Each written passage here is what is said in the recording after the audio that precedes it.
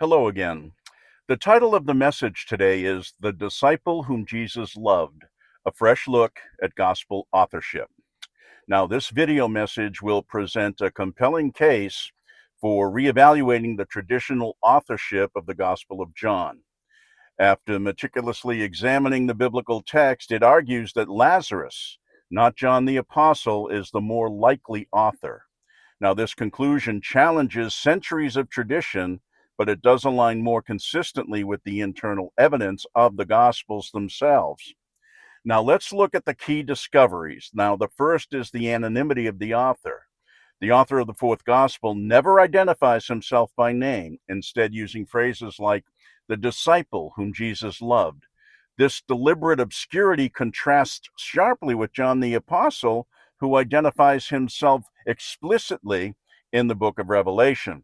Now, second, there are inconsistencies in the gospel accounts.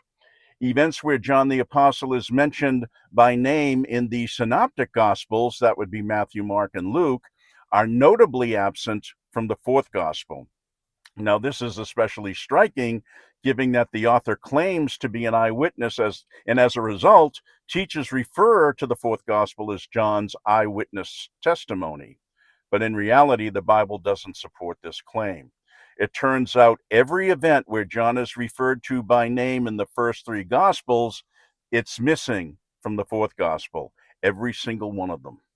Now, there's Jesus' transfiguration, Matthew 17, Mark 9, and Luke 9. His Gethsemane prayers, Matthew 26, Mark 14, Luke 22. And also the raising of Jairus' daughter, Matthew 9, Mark 5, and Luke 8. Only 3 disciples were present at these events, and the Apostle John was one of them. Now, additionally, Jesus told John and his brother, "Ye know not what manner of spirit ye are of," when he rebuked them as they sought to command fire to come down on the evil Samaritans from heaven. That was in Luke 9. John and Peter were sent by Jesus to prepare the Passover in Luke 22. And then Jesus privately answered the questions of John, Peter, James, and Andrew on the Mount of Olives in Mark 13. John and his brother asked Jesus to seat them, one on thy right hand and the other on thy left hand, in thy glory, in Mark 10. But these events cannot be found anywhere in the fourth gospel, since none of the events where John is named in the first three gospels are in the fourth gospel. So does the fourth gospel's omission of all these John events suggest this gospel was John's eyewitness testimony? It hardly can be that. If this was John's eyewitness account, it is incredulous that he would exclude all mention of these events.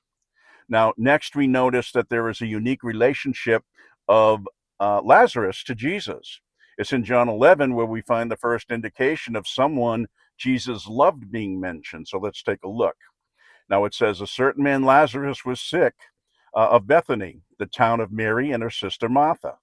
It was that Mary who anointed the Lord with fragrant oil and wiped his feet with her hair, whose brother Lazarus was sick. Therefore the sisters sent to him, saying, Lord, behold, he whom you love is sick. Now Jesus' initial reaction was as follows. Now Jesus loved Martha and her sister and Lazarus. So when he heard that he was sick, he stayed 2 more days in the place where he was. Then, after this, he said to his disciples, let us go to Judea again. Now, after Jesus arrived, this is recorded. Then, when Mary came where Jesus was and saw him, she fell down at his feet, saying to him, Lord, if you had been here, my brother would not have died. Therefore, when Jesus saw her weeping, and the Jews who came with her weeping, he groaned in the spirit, and he was troubled. And he said, where have you laid him?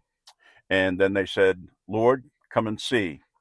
Now, there's the shortest verse in the Bible. He said, Jesus wept. Now, then the Jews said, see how he loved him. Now, Jesus then proceeded to raise Lazarus from the dead. Now, longstanding tradition has accepted the Apostle John as the disciple that Jesus loved. But from what we've just observed, the only individual of whom Jesus' love is mentioned is Lazarus. Now, before you run me out of church, I want to remind you that John is never explicitly named as the beloved disciple, but only tradition names him. And by the way, I'm not reformed, so don't start gathering green wood. And if you understand that humor, please give me a comment. Now, I want to consider for a moment that Lazarus was the disciple whom Jesus loved. You may say, but Lazarus wasn't one of the 12 apostles in Jesus' inner circle. And you'd be absolutely correct. But you didn't need to be an apostle to be a disciple. The phrase, the disciple who Jesus loved, implies a special, unique bond. While the Synoptic Gospels portray John as part of Jesus' inner circle along with Peter and James, they never single him out for such distinctive affection. Lazarus is the only individual in the Gospels explicitly identified as being loved by Jesus. Now, his resurrection was a pivotal event, and he subsequently experienced celebrity status, which may have prompted him to write anonymously. Next, there is an interesting connection of this disciple to the high priest. Now, I'm going to quote from chapter 18, 15 to 16. And Simon Peter followed Jesus, and so did another disciple. Now, that disciple was known to the high priest and went with Jesus into the courtyard of the high priest. But Peter stood at the door outside.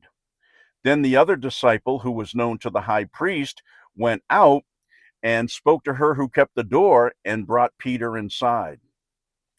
Being known to the high priest suggested a connection and social standing that would not have been held by the fisherman John the Apostle. Now, Lazarus' hometown Bethany was also known as a town of the Levitical priests. Now, next, it looks like the author avoids self-promotion. The fourth gospel's stated purpose is to point people to Jesus as the Christ. Lazarus' notoriety could have been seen as a distraction from this aim. So I'm nearly done. Just one more piece of evidence. And this is after Jesus prayed in the garden, Judas betrayed him into the hands of the temple guard. Now I'm going to quote Mark 14:48 to 50. Then Jesus answered and said to them, have you come out as against a robber with swords and clubs to take me? I was daily with you in the temple teaching, and you did not seize me. But the scriptures must be fulfilled. And then in verse 50 it says, and then they all, his companions, forsook him and fled. So those assembled with him in the garden abandoned Jesus. Now I got to make one more connection, a reference from the fourth gospel, John 19:25 to 27. Now there stood by the cross of Jesus his mother and his mother's sister, Mary the wife of Clopas, and Mary Magdalene. When Jesus therefore saw his mother and the disciple whom he loved standing by, he said to his mother, woman, behold your son. Then he said to the disciple, behold your mother. And it was from that hour that the disciple took her to his own home. Now, this can't be John the apostle because he fled. Now, the argument presented here should encourage readers to adopt a Berean approach to Bible study, critically examining the scriptures themselves, rather than relying solely on tradition or scholarly opinion.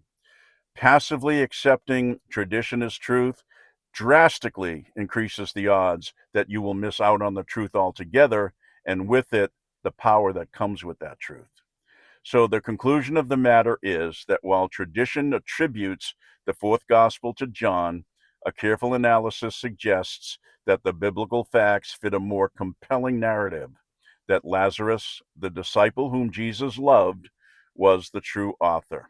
Now, if you disagree, or if you have anything to add, I will welcome them in the comments. I love these types of discussion.